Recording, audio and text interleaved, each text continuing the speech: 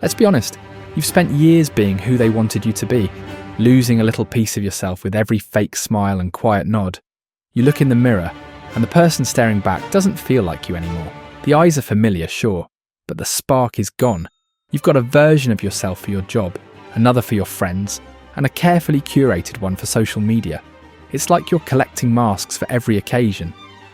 But the person underneath them all, you've kind of forgotten who they are. Believe me, I know this feeling because I've lived it. For years, I was basically a ghost in my own life. I drifted through rooms, conversations, and relationships as a professional people pleaser. My entire sense of self was tied to what other people thought of me, a fragile identity built on a foundation of likes, positive comments, and doing anything to avoid a fight. Each time I said yes when I really wanted to say no, it felt like a small piece of my soul chipped away. I was abandoning myself, one tiny surrender at a time. This constant performance left me feeling disconnected, resentful, and just bone-tired. I was so busy being what everyone else needed me to be that I disappeared. And the punchline: when you lose yourself trying to please everyone, you end up pleasing no one, least of all, yourself.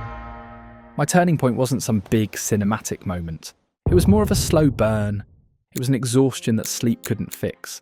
The life I'd built felt like a perfectly staged house, with no one actually living in it. I had to face the truth. Chasing everyone else's approval had left me feeling completely empty. The person I was supposed to be, the interesting, authentic, maybe even slightly weird person, was buried under a mountain of expectations and the fear of being rejected. And that's when it hit me. You don't have to invent your authentic self. You just have to uncover it. It's about coming back home to the person you were before the world started telling you who you should be. If this is hitting close to home, if you've ever felt like a ghost in your own life, drop one word in the comments that describes that feeling. I promise you'll see you're not the only one. Look, getting back to yourself isn't always easy.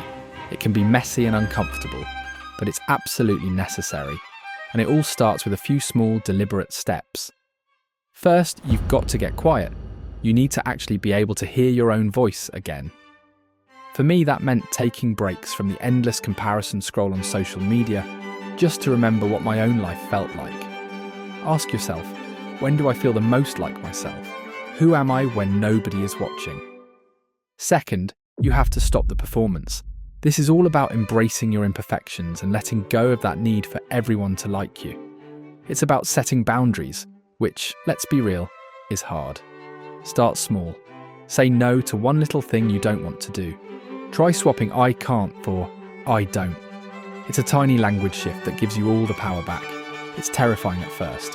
Your brain will scream that people will be disappointed. But the people who are truly in your corner, they'll respect your honesty.